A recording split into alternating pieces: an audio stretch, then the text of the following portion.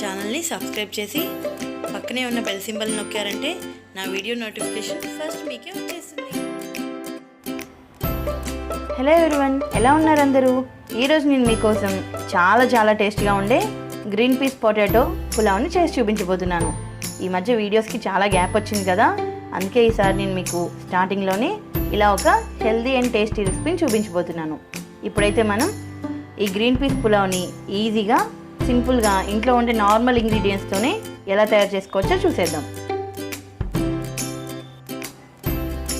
ఇప్పుడు మనం స్టవ్ మీద ఒక ప్యాన్ పెట్టుకొని అందులో 1 స్పూన్ నెయ్యి, ఒక 2 స్పూన్స్ దాకా ఆయిల్ వేసుకొని వీటిని కొద్దిగా హీట్ అవనివ్వాలి.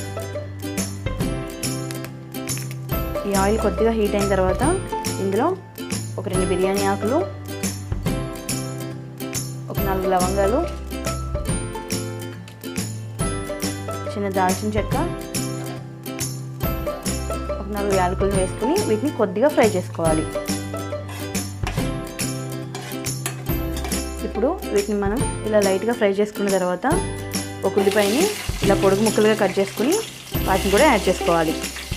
అలాగే ఒక 4 పచ్చిమిరపకాయలని ఇలా సన్నగా చీలికల్లాగా కట్ చేసుకుని యాడ్ చేసుకోవాలి. ఇప్పుడు వీటిని మనం లో ఫ్లేమ్లో కొద్దిగా వేయించుకుందాం. ఇప్పుడు మనం ఇందులో యాడ్ చేసుకున్న ఆనియన్స్ని ఒక 50% వరకు ఫ్రై చేసుకోవాలి. అలాగే ఇందులో ఒక 1/2 స్పూను షాహీ జీరా కూడా యాడ్ చేసుకోవాలి. ఇవి నేను ముందుగా యాడ్ చేయడం మర్చిపోయాను, అందుకే ఇప్పుడు యాడ్ చేస్తున్నాను. మీరు వీటిని లవంగాలు, దాల్చిన చెక్కతో పాటు యాడ్ చేసుకోవచ్చు.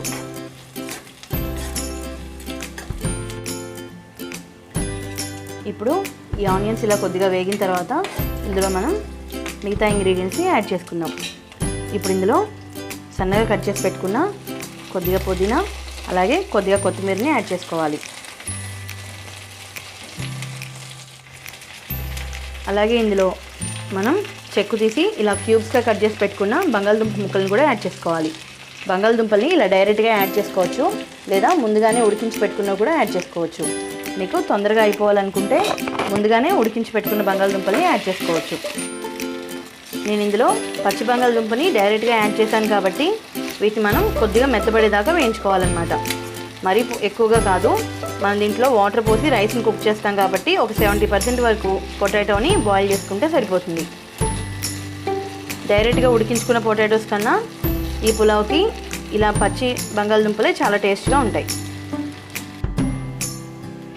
ఇలా మనం పొటాటోస్ని ఇలా 50% వరకు ఫ్రై చేసుకోవాలి.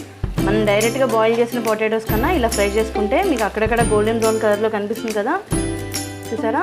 ఇలా ఉండి పులావ్ చాలా టేస్ట్గా ఉంటుందన్నమాట.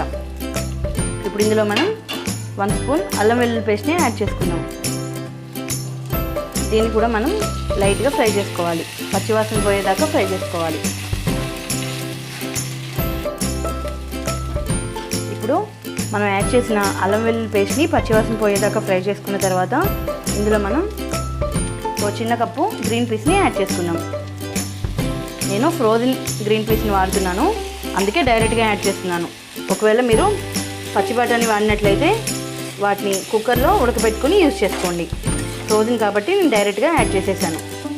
ఇప్పుడు ఇందులో మనం తీసుకున్న రైస్ క్వాంటిటీకి సరిపోయేంత వాటర్ని యాడ్ చేసుకోవాలి. నేను 1 కప్ రైస్ తీసుకున్నాను కాబట్టి దానికోసం కరెక్ట్గా 2 కప్పుల వాటర్ని తీసుకుంటున్నాను. అదే మీరు బాస్మతి రైస్తో కనుక చేసినట్లయితే 1 కప్ రైస్కి 1 కప్ వాటర్ అయితే సరిపోతాయి. ఇప్పుడు మనం ఇందులో వాటర్ యాడ్ చేసిన తర్వాత మీ టేస్ట్కి సరిపోయేంత సాల్ట్ని కూడా యాడ్ చేసుకోవాలి. సాల్ట్ని యాడ్ చేసుకుని ఒకసారి మిక్స్ చేసుకుని ఈ వాటర్ని బాగా తెల్ల కాగనివ్వాలి.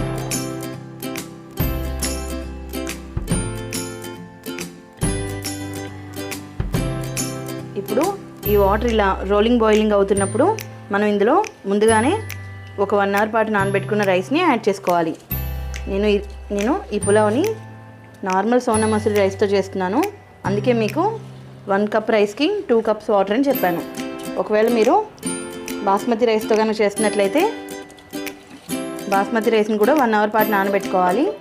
1 కప్ రైస్కి 1 కప్ వాటర్ అయితే కరెక్ట్గా సరిపోతుంది.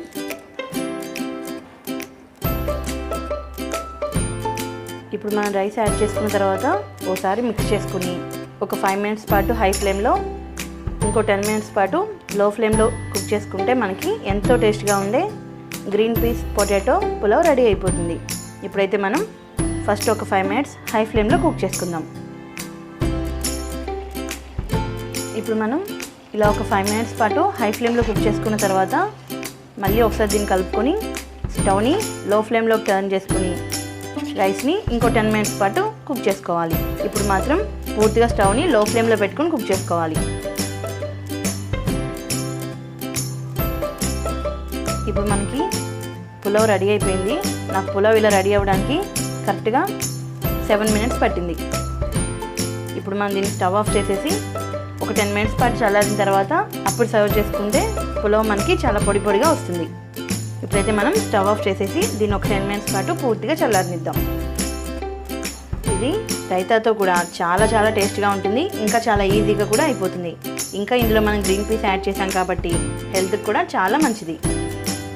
ఈరోజే కనుక నా ఛానల్ని ఎవరైనా కొత్తగా చూసిన వాళ్ళు ఉంటే నా ఛానల్ని సబ్స్క్రైబ్ చేసుకోండి. లేటెస్ట్ వీడియో అప్డేట్స్ కోసం బెల్ ఐకాన్ కూడా ప్రెస్ చేయండి. Thank you for watching.